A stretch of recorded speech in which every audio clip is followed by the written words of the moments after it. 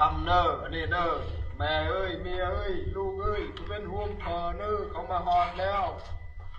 มือก็จะออกไปแล้วลูกเอ้ยย่าเอ้ยเนอเข้มแข็งขาโอเคชีวิตก็ดีนะไม่เป็นไรไม่เป็นไรไม่เป็นไรเก่งมากเก่งมาก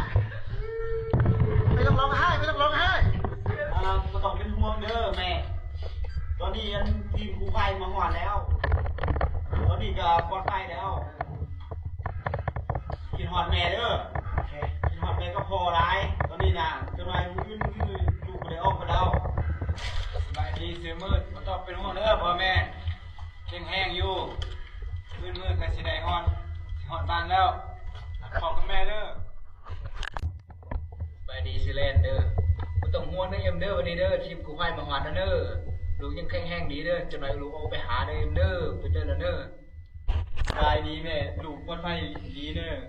2-3 มื้อลูกเอาไปหาแล้วบ่ต้องเป็นห่วงลูก